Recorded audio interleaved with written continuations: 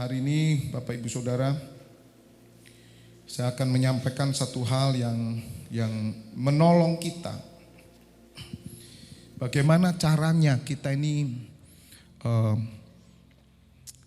menjalani hidup kekristenan kita ini sesuai dengan apa yang Tuhan rancangkan, kehendaki sebagai umat Allah yang terus berjalan menuju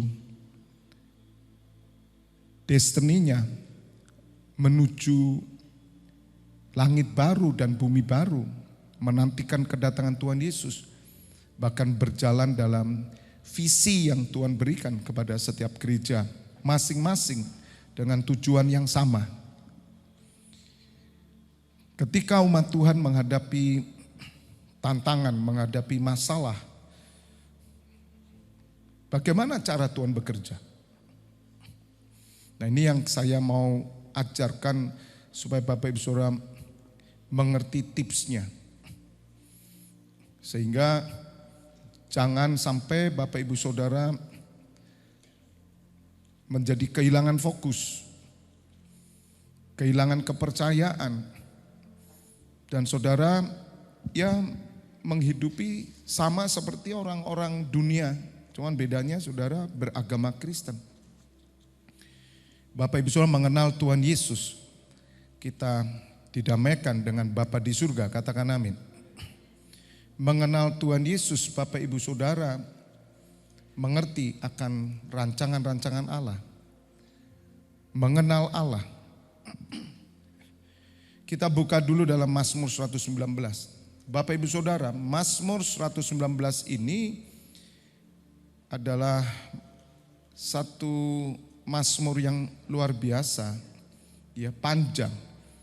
Tapi intinya Mazmur ini bagaimana orang dapat hidup sesuai dengan firman Tuhan. Karena orang percaya kepada Tuhan, maka mereka akan dituntun dengan firman-Nya. Sebagaimana yang tertulis Mazmur 119 ayat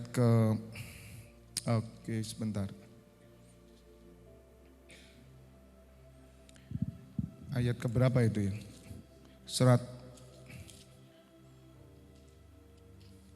Mazmur 119 ayat 105.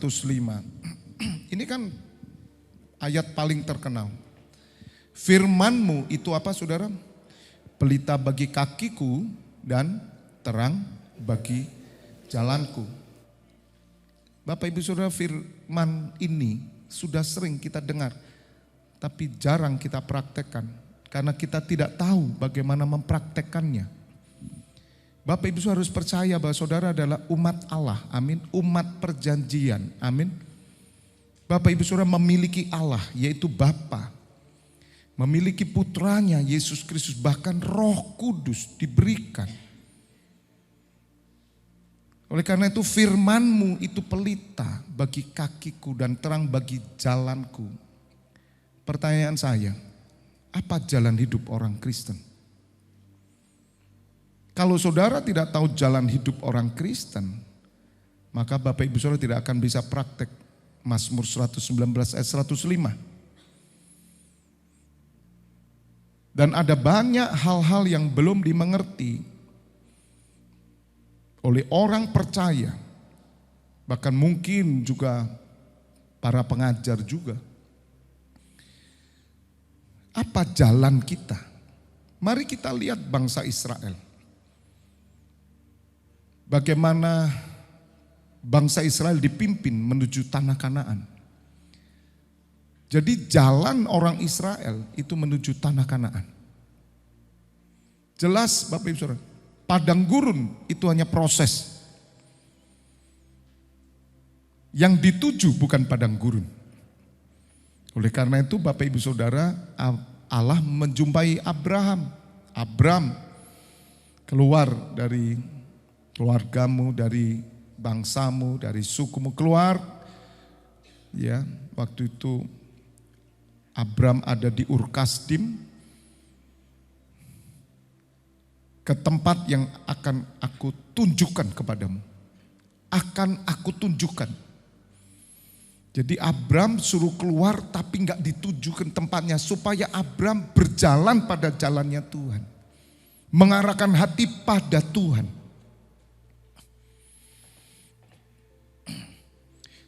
Jadi firman Tuhan tidak akan pernah bekerja pada jalan kita. Jalan saudara kerjakan sendiri. Anda bisa kok mengerjakan sendiri jalanmu. Tapi ketika saudara berjalan pada jalannya Tuhan, Anda butuh firman. Karena firman itu yang menjadi pelita bagi kaki kita dan terang bagi jalan kita. Bapak ibu saudara, dulu saya tidak mengerti prinsip-prinsip kerajaan surga. Karena saya pikir firman itu pelita bagi jalan saya. Dan terang bagi jalan saya. Jalan saya apa? Cita-cita saya. Jalan saya apa? Keinginan saya. Jalan saya apa? Nasib saya. No, saudara, itu orang dunia. Bapak ibu saudara, orang dunia membangun filsafat. Membangun motivasi-motivasi hidup untuk jalannya. Maka itu harusnya di dalam gereja yang disampaikan, kalaupun itu motivasi, pengajaran, mereka semua dibawa pada jalannya Tuhan.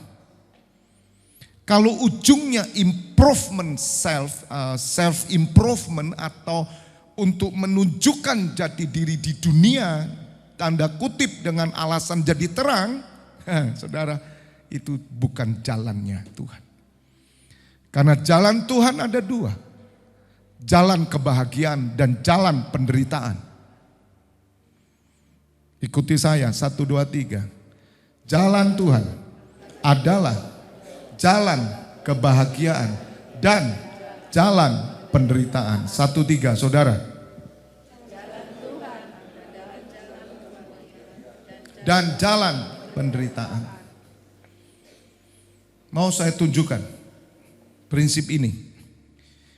Saudara buka dalam surat Yohanes. Bagaimana Tuhan Yesus menemui Petrus yang baru saja menyangkal Tuhan Yesus. Supaya orang Kristen ngerti jalan Tuhan. Ya. Karena kebahagiaan, penderitaan itu satu proses menuju kepada destininya. Tolong dibuka Yohanes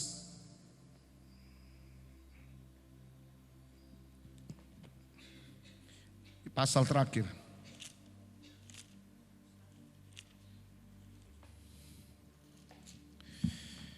Yohanes 21, Bapak Ibu Saudara, kita buka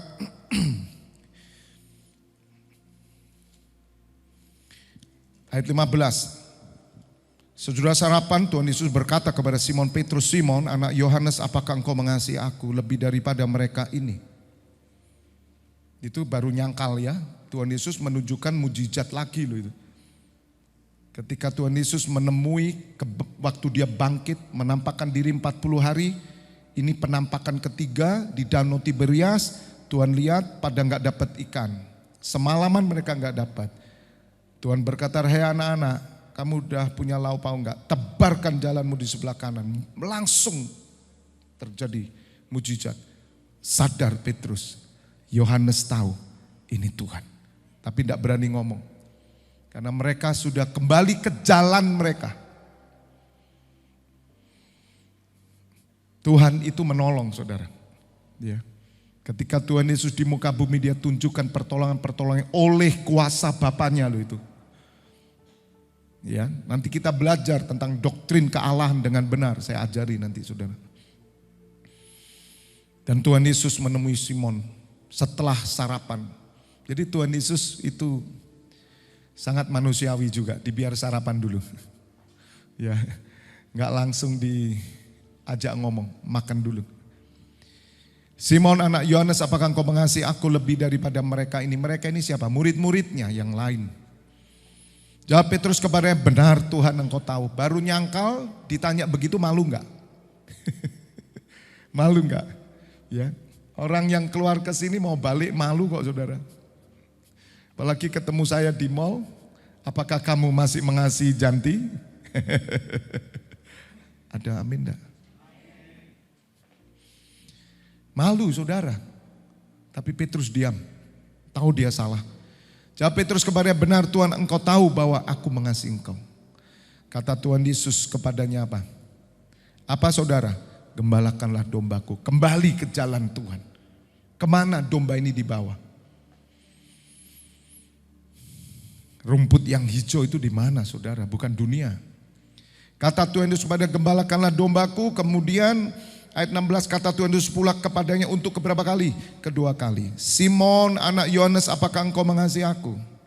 Jawab Petrus kepadanya, benar Tuhan, engkau tahu bahwa aku mengasihi engkau. Kata Tuhan Yesus kepadanya, gembalakanlah domba-dombaku. Kita sering kok ngomong, Tuhan kau tahu aku mengasihi engkau. Tuhan engkau tahu aku mengasihi engkau. Dan Tuhan Yesus berkata, layani aku di gereja. Anda nolak apa nerima? Oh ya enggak gitu Tuhan, kan saya masih kredit mobil, belum selesai. Enggak gitu Tuhan, saya kan masih banyak kebutuhan. Maklumlah Tuhan.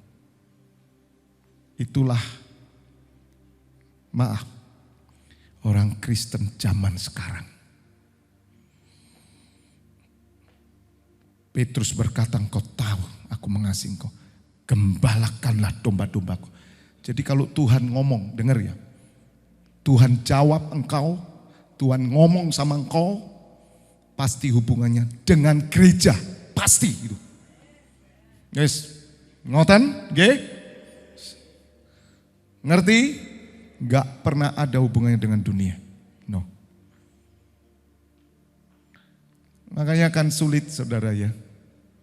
Untuk mengerti Tuhan Yesus mengenal Allah. Karena saya melihat bahwa wah ini sudah ngawur. Mereka butuh Tuhan untuk cita-cita mereka dan bukan untuk kepentingan Tuhan. Dan semua yang dibicarakan di atas mimbar ini ujung-ujungnya hanya dunia. Motivasi firman lah, apa firman lah, ujung-ujungnya hanya untuk dirinya. Bukan untuk dia. Maka itu rahasia nanti saudara mengenal Allah itu sangat penting. 17, kata Tuhan Yesus kepadanya untuk keberapa? Ketiga kali. Simon anak Yohanes, apakah engkau mengasihi aku? Do you love me? Dan dia berkata kepadanya, Tuhan, engkau tahu segala, Kata Tuhan Yesus kepadanya untuk ketiga kali, Simon anak Yohanes, apakah engkau mengasihi aku? Maka apa saudara? Maka sedih hati Petrus karena Tuhan Yesus berkata untuk ketiga kalinya. Dia ingat waktu menyangkal. Ngomongnya awal-awal, aku berikan nyawaku untuk melayani di gereja. Begitu kena persoalan, mana yang kamu katakan kemarin itu? Saya serius Pak, saya janji Pak. Saya akan sungguh-sungguh Pak. Begitu kena masalah ekonomi, goyang toh. Perjanjianmu hilang toh. Lihat saudara, di awal kalau Tuhan jamah kita, apalagi seperti tadi, rapannya kuat, rasanya obral janji deh. Iya toh saudara. Siapa yang bisa pegang janji itu sedikit saudara. Tapi saya berdoa di tempat ini saudara adalah orang yang menepati janji. Tepuk tangan. Saya menepati janji saya loh saudara. Saya menepati janji dengan Tuhan Yesus. Lebih lagi dengan Bapa Elohim. Maka saya bisa tahu jalannya. Orang lihat saya seperti egois saya ini. Seperti saya ini kayak paling benar gitu. Memang harus begitu. Karena saya tidak mau ikut-ikutan. Saya harus tahu jalan mana yang harus saya kerjakan. Dan itu bukan ngawur juga. 18, aku berkata kepadamu. Setelah Tuhan Yesus berkata ketiga kali, sedih tau Simon? Apakah engkau mengasihi aku, gembalakan dombaku? Dan Tuhan Yesus berkata, aku berkata kepadamu, sesungguhnya ketika engkau masih muda, engkau mengikat pinggangmu sendiri. Dan engkau berjalan kemana saja kau kehendaki. Itu jalannya saudara, betul? Kita mau jalan kemana aja. Ke kiri oke, ke kanan oke, ke kiri, ke kiri, ke kiri, ke kiri, dan ke kiri. Putar lagi ke kanan, ke kanan. Kau yang mau mirip, kan gitu, kita maunya gitu. Tapi Tuhan Yesus berkata, Simon, jika engkau sudah menjadi tua, engkau akan mengulurkan tanganmu dan orang lain akan mengikat engkau. Dan membawa engkau ke tempat yang tidak kau kehendaki. 19. Dan hal ini dikatakannya untuk menyatakan bagaimana Petrus akan apa? Mati. Tengking, ayo tengking. Tengking ya. Tuhan gak mungkin ngomong begitu. Itu pasti setan. Penderitaan tau itu. Tapi ini proses menuju kekekalan. Petrus harus melewati ini dan semua rasul-rasul harus melewati ini. Saya sulit menemukan gereja yang berani bahas ini.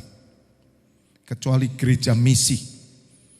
Isinya penginjil yang berani mati, pergi ke suku-suku. Tapi gereja hedonisme, gereja materialistik, kemakmuran, saudara, ini tidak ada lagi beritanya. Jangan saudara menutup hati waktu engkau berkata, firman-Mu adalah pelita bagi kakiku dan terang bagi jalanku. Saudara harus siap berjalan mengarah kepada tujuan ilahi. Asal hatimu dibuka, Tuhan aku siap, pakai aku.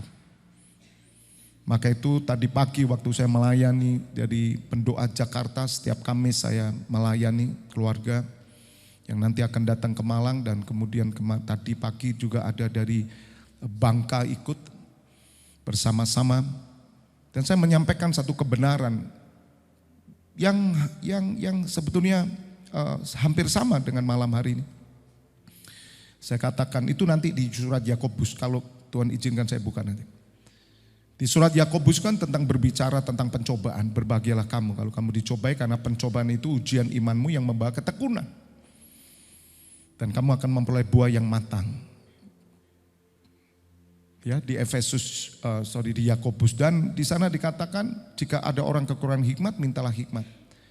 Saya ajarkan kalau kamu punya persoalan, berdoalah seperti ini. Ya Bapa, melalui persoalan ini pakai aku untuk memuliakan Engkau. Itu.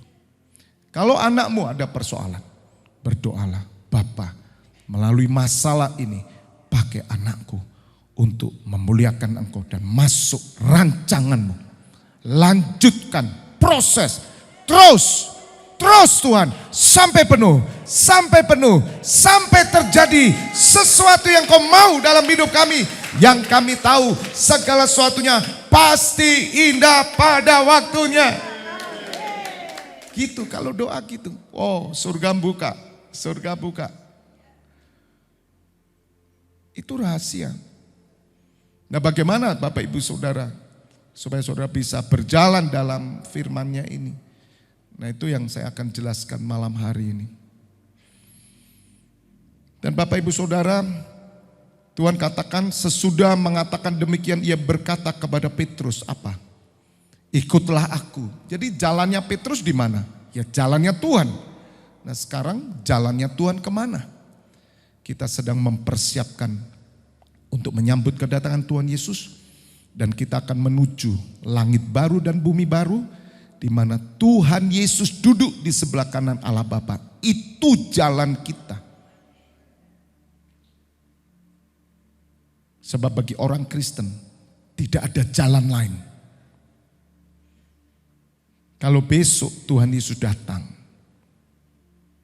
maka semuanya it's over, sudah selesai. Maka arahkan diri saudara kepada jalannya. Kalau kita ngomong jalan itu terlalu abstrak. Makanya saya ganti yang lebih jelas, yaitu gereja. Tidak ada satupun gereja yang jalannya dunia harusnya. Orang datang ke gereja pasti mereka melihat jalan menuju kerajaan Allah, pasti. Kalau mereka datang ke dunia hanya ditunjukkan tentang ekonomi, tentang sosial politik budaya. Saya rasa itu bukan gereja, itu mungkin gedung kelurahan atau kecamatan atau gedung DPR. Bapak Ibu Saudara, gereja hanya membawa kita jalan, yaitu menantikan kedatangan Tuhan Yesus. Mempersiapkan diri menjadi 5 gadis bijaksana. Dan kita akan memerintah bersama Tuhan Yesus. Katakan amin.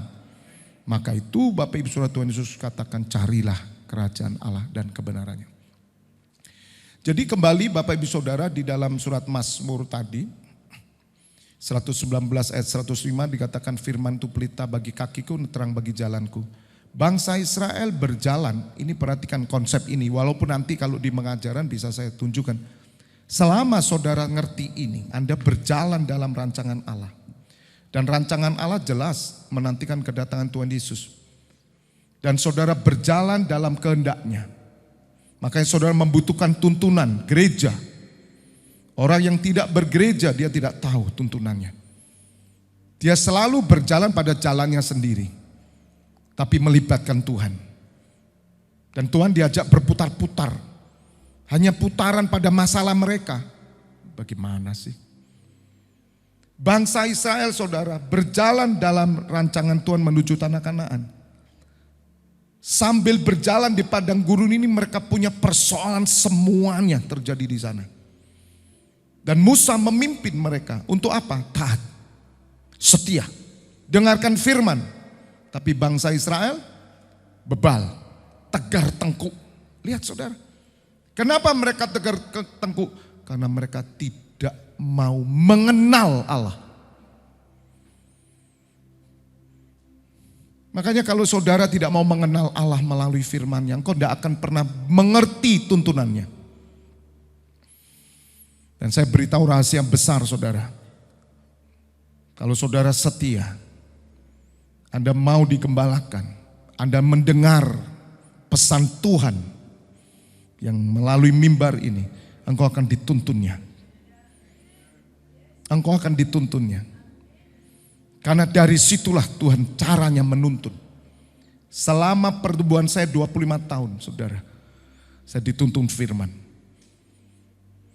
Firman disampaikan dari atas mimbar saudara.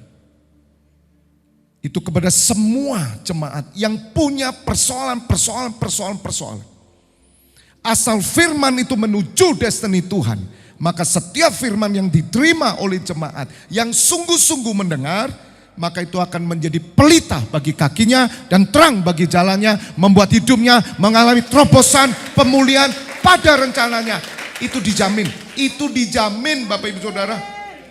Sungguh, makanya waktu firman itu bukan sekedar kita belajar mengerti, tapi saudara yang punya masalah, firman itu akan bekerja dengan berbeda-beda. Aneh enggak?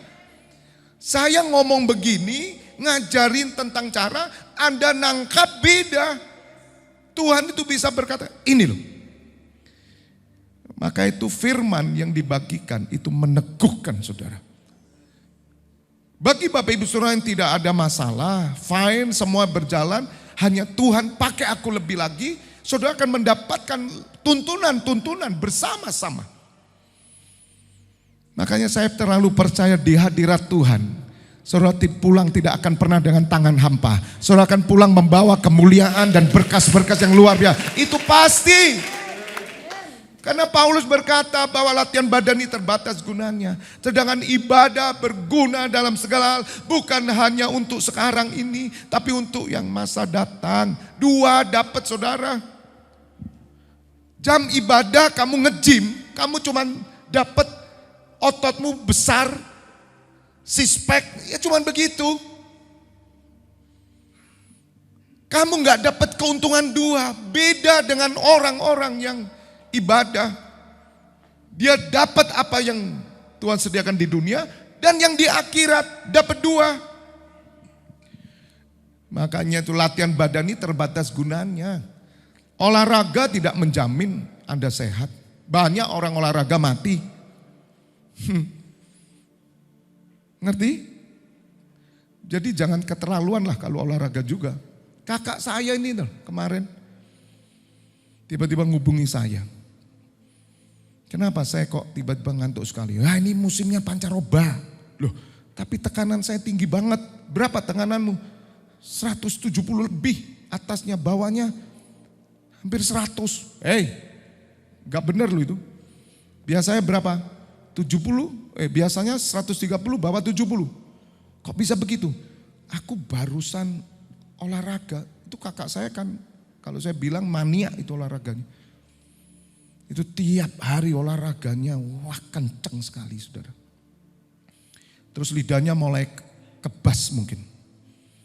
Saya doakan, saya beritahu lebih baik kamu cepat istirahat di rumah sakit. Dan akhirnya masuk rumah sakit. Saudara, masuk rumah sakit RKZ Surabaya, susternya, dokternya lihat siapa yang sakit. Lah bodinya semuanya fine. Loh saudara, 57 tahun. Tapi wah saudara, slim. Tapi ngantuk saudara. Tak mewarai saudara. Makanya tak kamu itu. Rubah pola hidupmu. Doa malam, ajak anak mantu. Ayo tambahi ibadah. Yang saya heran itu ada di gereja besar yang dicari saya. Mana gembalanya yang besar itu loh. Itu nanti mau saya tanya kok. Ini kan baru keluar, saya diem aja lah. Nanti saya mau tanya nanti kalau saya kesempatan Surabaya. Yang kamu banggakan gembalamu besar itu loh. Waktu kamu sakit tuh gak buat telepon. Aneh ya. Aneh ya, ya. Digembalakan. Makanya Anda mau di gereja mana? Pilih yang terbesar. Ujilah itu gembala atau enggak. Teleponan. Di WA aja angel. Ya toh, ya toh. Di WA aja angel. Lebih mudah WA Tuhan Yesus. Tutupan gerejanya itu. Palangan langsung. Maksud saya, enggak usah disitulah lama-lama. Karena kamu bukan digembalakan. Kamu cuma datang di restoran rohani. Gereja itu bukan seperti itu. Yang ngerti katakan amin. Jadi akhirnya kakak saya masuk dan pulang dikontrol seminggu ada penyumbatan.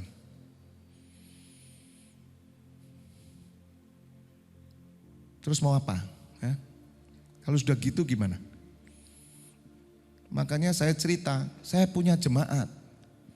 Anaknya itu pecah kepalanya. Bengkak. Mau mati. Mau dioperasi. Tapi cara Tuhan hari ini tidak operasi. Dan bisa sembuh. Dia kaget saudara. Dan orangnya ada di belakang itu. Saya selalu ingatkan.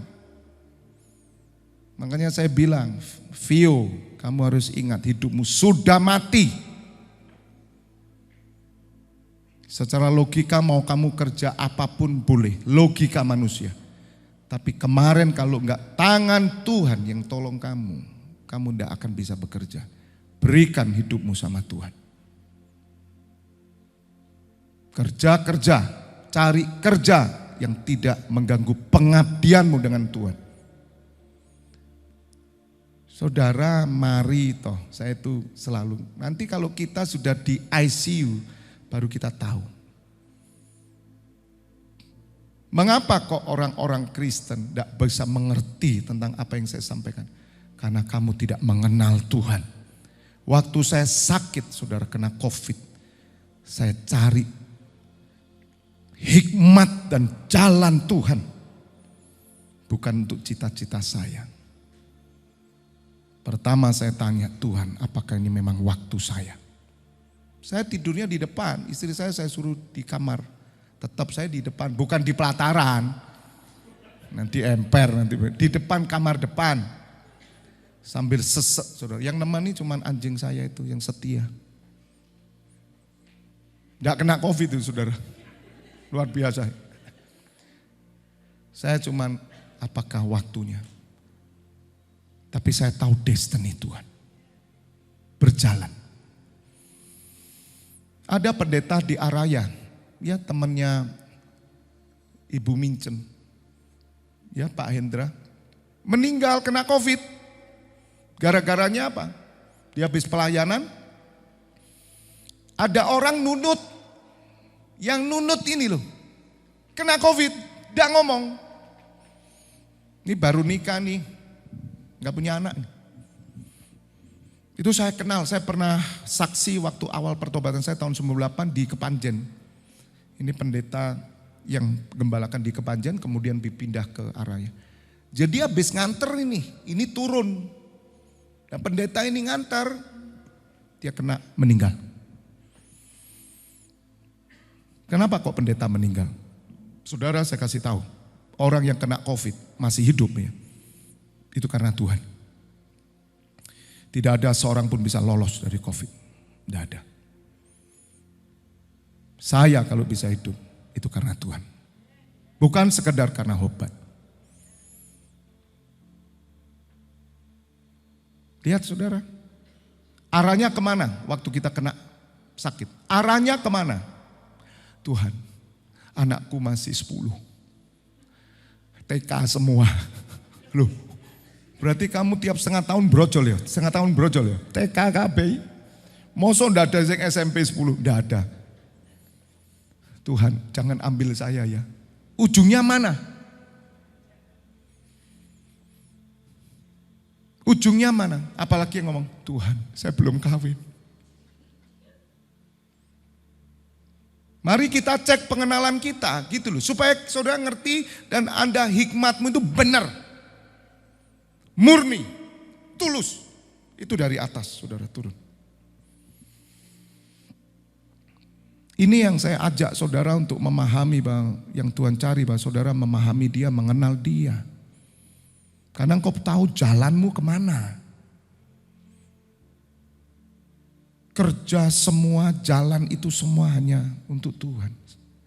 Sekolah, kuliah, tolong bukakan Roma 11 ayat 36. Saya kurang 10 menit saudara. Mudah-mudahan ya apa yang Tuhan mau supaya saudara mengerti bagaimana saudara bisa berjalan dalam firman. Paling enggak saudara akan menangkap apa yang saya sampaikan. Kita baca, sebab segala sesuatu adalah dari mana? From him. Dari siapa? Bapa Elohim. Ayat ini nanti yang menjelaskan doktrin tentang kealahan. Ini dasarnya. Tuhan Yesus itu dari Bapanya. Tuhan Yesus berkata, aku datang dari Bapa. Dan aku kembali kepada Bapa. Lihat saudara. Segala sesuatu dari dia, dari Tuhan. Dan oleh Tuhan. Dan kepada Tuhan. Itu loh jalan kita. Semua yang saudara alami seperti bangsa Israel ketika jalan di padang gurun. Tapi selama dia jalan pada visi Tuhan. Dan hari ini visi Tuhan di gerejanya. Selama saudara on the track pada gereja. Dibelah saudara. Makanya kuasa supranatural itu kerja. Apalagi saudara masuk visi 10 tahun ke depan 2033. Kenapa visi ini muncul? Untuk membawa saudara tetap strong, tetap kuat, tetap semangat, tetap kokoh seperti Kaleb. Kaleb umur 85 tahun. Dia katakan kekuatanku sama seperti umur 40 tahun dan sekarang beri kota aku. Umur 85 tahun masih siap perang. Enggak pernah pensiun. Kenapa? Visinya ke Tuhan. Saudara kalau punya visi di gereja, mau umur 125 kamu tetap on fire. Kamu tidak pernah loyo. Tapi tubuh kita banyak kelemahan. Saudara tidak tahu kelemahan saya. Dan tidak perlu saya bongkar. Tapi apakah saya berhenti berjalan? Saya katakan, Tuhan, apapun yang terjadi dalam hidupku ini, tubuhku, dalam pantauan Tuhan semuanya. Kalau memang aku harus menjalani ini, aku jalani Tuhan. Kasih karuniamu lebih daripada cukup. Lebih baik 1 hari di pelataranmu daripada 1000 tahun di tempat lain. 1000 hari. Karena saya tahu ayat ini. Dan saya tidak perlu terlalu risau, terlalu bingung dengan hal-hal yang terjadi dalam hidup saya. Asal saya terus berjalan. Itu caranya, firman itu pelita bagi kakiku. Jadi Bapak Ibu Saudara, jalan Tuhan hari ini ada di gerejanya. Karena gereja punya kepentingan untuk Tuhan, semuanya. Di luar gereja tidak ada kepentingan untuk Tuhan. Saudara bisa menjadi orang sosial, dermawan, tidak perlu jadi Kristen. Di luar sana banyak orang dermawan yang ateis. Saudara, nomor 5 orang paling kaya di dunia. Kekayaannya untuk membantu orang-orang miskin di negara-negara miskin. Tapi orang ini tidak percaya Tuhan. Anda mau milih yang mana? Dan banyak kita kan salah. Kita enggak ke jalan Tuhan. Sosial itu belum tentu jalannya Tuhan. Anda harus tahu jalan Tuhan dan Anda harus tahu jalan dunia. Maka itu Bapak Ibu Saudara, kalau segala sesuatu dari dia, oleh dia, bagi dia, ya sudah, mau nikah, nikahlah untuk dia. Kalau nikahmu untuk dia, kamu akan jalan pada jalan rancangannya, diberkati di gereja, mengabdi di gereja, saya jamin hidupmu akan penuh kemuliaan. Saya jamin. Itu bukan ngomong Anda jadi orang kaya. Saya selalu senang menceritakan Bapak Ibu Saudara, jemaat yang Tuhan percayakan kepada saya. Saya selalu bangga, karena apa? Saya ceritakan, jemaat yang saya layani, itu bukan orang yang kaya-kaya semua, tidak. Ada jemaat yang hidup sederhana. Saya ceritakan kesederhanaan saudara, tapi saudara pasukan berani mati. Saudara orang yang mau menyerahkan nyawanya bersama saya bagi pelayanan ini. Wah saudara, mereka mosok Pak, gimana caranya? Di tempat kami melarat karena Tuhan, sah saya bilang. Miring iki pendeta saudara. Kita sedang ngomong berkat-berkat, kamu ngongkon wong melarat. Saudara, melarat itu dengan apa yang dinubuatkan Tuhan Yesus kepada Petrus lebih menderita mana? Petrus. Tuhan Yesus datang, Petrus, waktu muda kamu jalan sendiri, tapi sebentar kamu tua, kamu akan mati, menderita. Petrus ngomong apa waktu itu? Diam. Karena Petrus sudah berkata, aku mengasihi engkau dengan kasih agape. Kasih agape itu kasih tanpa syarat. Maka itu Petrus matinya tidak mau sama dengan Tuhan Yesus. Karena dia pernah menyangkal. Makanya orang-orang yang pernah jatuh ya, kamu diterima, pernah dosa, pelayanan lagi. Saudara, kau harus lakukan seperti Petrus.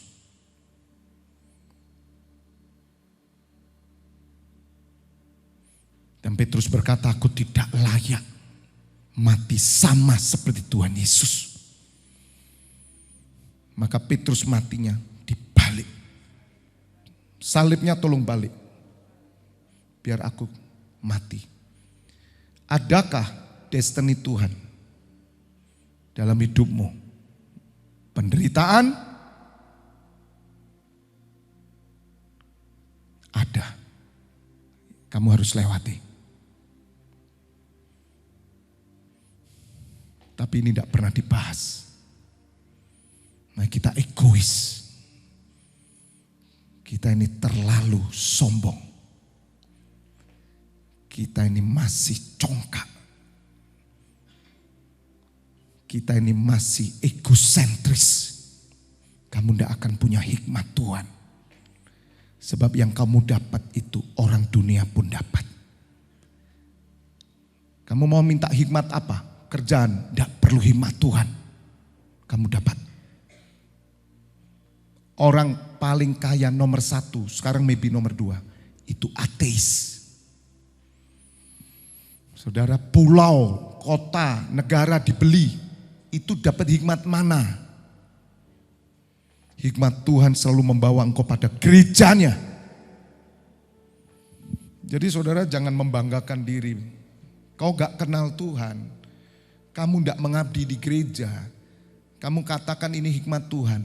Apa bedanya yang kamu dapat hikmat dengan orang-orang yang di YouTube dia katakan bahwa ini dari Tuhan juga, padahal mereka tidak percaya Tuhan Yesus. Apa bedanya?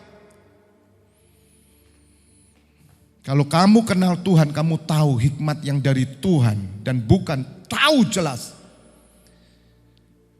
Tuhan memang memberi kepada manusia kepandaian, saudara. Insting. Saudara, pemain-pemain saham yang hebat-hebat, itu instingnya hebat. Tidak perlu doa itu.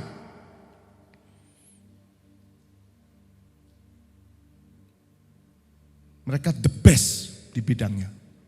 Sekali main saham, 7 miliar, 8 miliar dapatnya. Itu tidak perlu doa.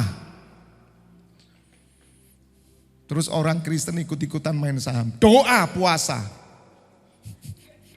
Ini mau nembak apa ini? Sell atau buy? Buy, sell, buy, sell, buy, sell, nyemplung sumur sampean. Karena kita tidak ngerti toh. Tapi kalau Anda berjalan dalam jalannya Tuhan, meskipun kamu main saham, ya, meskipun kamu dalam pekerjaan apapun, engkau tahu kemana arahnya. Dan Tuhan bisa mengubahkan hatimu ini untuk melakukan pekerjaan-pekerjaan yang membawa engkau kepada kekekalan. Bukan seperti sekarang ya saudara, minta maaf saudara. Kita masih belum sampai saudara. Tapi kita merasa sudah sampai kepada apa yang Tuhan rancangkan. Saya tutup, udah habis ya.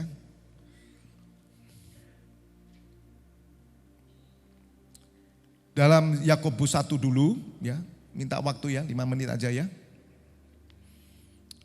Udah boleh? Kok diam saja?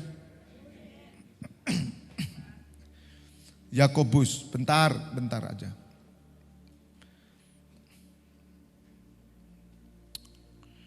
Yakobus 1. Terus nanti lari setelah itu, ya setelah ini nanti ke Matius 7 terus closing saya ya. Yakobus 1 ayat 2 sampai 8, ini nanti baca semuanya. Ini bersangkutan dengan pencobaan, masalah, kehidupan semuanya. Bagaimana di tengah masalah, apapun persoalan saudara, mau besar, mau kecil, mau tanggung, mau sedang. Kalau saudara mengerti hidup dalam hikmatnya Tuhan, maka engkau akan melewati semuanya. Asal saudara seperti Petrus, katakan Tuhan aku mengasihi engkau, akasih agape. Rancanganmu yang terjadi dalam hidupku, bukan rancanganku. Dan setiap pencobaan masalah yang terjadi dalam hidupmu selalu membawa kita pada pertobatan. Selalu itu. Entah pendeta, entah gembala, entah imam, semua pendoa, termasuk saya, ketika Tuhan izinkan badai masuk dalam hidup saya, dia cari pertobatan. Loh lah saya pertobatan apa? Roh Kudus nanti yang tunjukkan saya. Saya harus sujud. Tidak pernah persoalan dalam hidupmu di luar pertobatan. Tidak ada. Tepuk tangan. Saya bentak gini supaya buka saudara. Jangan pikir saudara persoalan itu tidak ada pertobatannya. Semua. Entah sakit, entah rugi, kecelakaan, ditempeling orang diam-diam, hilang barangmu, semua dengan tujuan pertobatan. Check and recheck. Amin. Karena itu ujian, membuktikan imanmu teguh. Padahal saudara nggak salah toh, tapi pasti pertobatan bagi anakmu, pertobatan bagi seluruh isi rumahmu, pertobatan bagi seluruh keluarga besarmu. Tapi yang terjadi saudara, persoalan yang begitu besar diabaikan. Tidak terjadi apa-apa persoalan itu. Setiap persoalan selalu di baliknya ada blessing Tuhan. Ada berkat Tuhan. Yang mengerti katakan amin. Pasti berkat Tuhan. Tidak mungkin bagi orang percaya persoalan tidak jadi berkat. Tidak mungkin. Tapi ada terjadi. Karena mereka tidak melihat sisi Tuhan. Tapi sisi dirinya. Nangis-nangis sama Tuhan. Teriak-teriak. Kenapa terjadi begini, begitu. No, jangan teriak. Diam. Seperti Petrus. Jadilah kehendak-Mu Tuhan. Sempurnakan terus. Lanjutkan terus Tuhan. Ayat 5, tetapi apabila di antara kamu ada yang kekurangan hikmat, hendaklah ia memintakannya kepada Allah. Minta. Karena apa? Ia memberi pada semua orang dengan apa? Murah hati dan tidak membagi bangkit. Maka hal itu akan diberikan kepadanya. Hendaklah ia meminta dalam apa? Iman. Ngerti iman sekarang? Imanmu cap apa? Dolar? Setan? Apa Tuhan Yesus? Pilih. Kalau cap dolar, maka yang kau minta dolar. Hidupmu dolar. Hidupmu terus duit. Capmu apa? Setan. Kamu cari ramalan. Kamu cari kegelapan. Kamu cari yang jahat. Cinta uang. Sumber segala kejahatan. Tapi kalau imanmu Tuhan Yesus. Kata Bapa, minta. Karena Bapa tahu yang kau minta itu. Apa yang menjadi kerinduan Bapa dalam hidupmu. Makanya kita gak boleh bimbang. Jangan ragu. Oleh karena itu Tuhan Yesus mengajarkan, ya, Matius 7, ayat paling terkenal ini, 21. Supaya saudara tahu ayat ini bukan sembarangan. Hei, kamu gak punya iman cap dolar kok minta ayat ini. No, Matius 7 ayat berapa ya? Bukan 21 ya. Mintalah di Matius 7 itu. Atau 6 ya. Mintalah maka kau akan mendapat. Ada di mana? Rasanya 7 itu ya. 7 ayat 7 ya. Oke. Matius 7 ya. Supaya saudara ngerti. Tuhan Yesus katakan apa? Mintalah. Siapa yang disuruh minta? Beriman dong. Iman cap apa dulu? Makanya enggak semua permintaan Anda dikabulkan. Bohonglah orang yang iman cap dolar. Dia saksi di atas mimbar. Tuhan jawab. Jawab apa saya bilang? Jawab apa? Tidak semua persoalan itu Tuhan jawab saudara kalau kau gak punya iman. Imanmu kemana? Kalau iman saudara ke Allah, gereja kerajaan Allah. Saya katakan pasti dijawab. Tinggal jawaban Tuhan ada 3. Ya, tunggu dan tidak. Tidak boleh maksa Tuhan. Tapi yang saya tahu saudara, kalau kita udah punya iman dan benar ya, Tuhan itu pasti memberikan jalan. Hikmatnya. Yang saya tahu indah kok saudara. Indah. Ya, Petrus pun mengalami keindahan. Mintalah maka akan diberikan kepadamu. Minta. Carilah. Maka kamu akan mendapat. Jadi minta harus pakai apa? Iman. Iman yang mana? Bukan keyakinanmu loh. Iman Kristus. Iman Kristus yang mana? Arahmu pada gereja. Saya tidak ngomong luas ya. Karena kalau saya ngomong jalan Tuhan, Anda tidak ngerti. Karena jalan Tuhan ada di gerejanya hari ini. Bukan di luar gereja. Karena semakin dekatnya hari Tuhan datang, umat Tuhan semakin rajin ke gereja. Gitu ya. Jadi untuk gereja tidak pernah bisa dihilangkan. Gembala tidak akan pernah hilang. Enggak pernah, ada pasti. Nah, saudara mencari, maka kamu akan mendapat. Cari. Apa yang saudara cari? Kepentingan siapa? Kepentingan Tuhan. Tuhan, salah aku Tuhan, ampuni aku. Saudara tahu kok. Makanya ayat Matius yang tadi yang Roma 11:36 itu dasarnya. Cari apa? Tuhan bilang, udah minta, pas imanmu, cari nak. Cari, aku bicara kepadamu. Makanya Mazmur 119 kalau saudara baca, firmanmu menuntun aku, firmanmu meneguhkan aku. Keluar dari gereja firman itu. Persoalan apapun saudara duduk diam menyembah hadirat Tuhan, dengar firman, kau pulang membawa firmannya. Peka, saya sudah menyaksikan orang yang bergerak termasuk saya. Kalau perkara-perkara cuman hal-hal yang ada orang dunia juga ngalami, udahlah. Pasti Anda bisa. Ini perkara besar saudara. Kalau Tuhan izinkan datang ke Malang dia mau saksi. Itu ibu ini nangani anaknya. Itu sudah bukan manusia yang bisa. Mau bunuh diri dan semuanya. Kemudian minta doa saya. Ibu ini yang dilakukan ini. Dia kejar firman. Dia kejar firman. Firman terus dikejar. Wah tapi saudara tidak sampai 1 bulan saudara. Dipulihkan anaknya. Yang mukanya cemberut terus langsung pulih. Jelas anak muda masalah dengan wanita tuh. Tapi ibu ini cari firman. Cari kehendak Tuhan.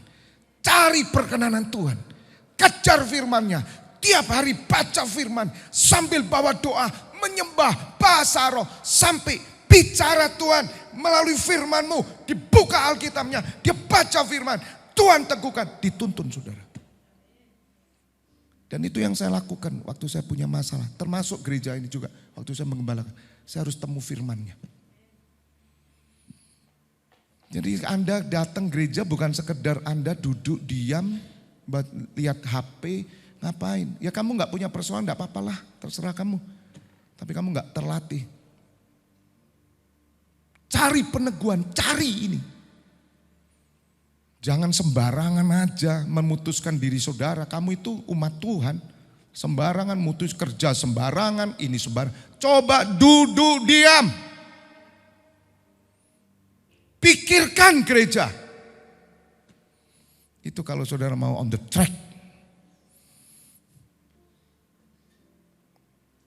Dan saudara mengetok, pintu dibuka. Enak tuh. Ketok pintu buka. Jelas. Karena Tuhan tahu siapa orang yang datang. Dia datang dengan bendera siapa ini? Bendera musuh atau benderaku. Jadi enggak sembarangan ya doa. Imanmu gak punya cap Kristus, lebih baik gak usah doa, saya bilang. Lakukan dengan caramu sendiri. Baru sampai engkau gak dapat apa-apa, baru di situ tak ajari. Angkatan bendera Kristus, jepret gitu. Tapi persembahkan hidupmu untuk gereja. God bless you.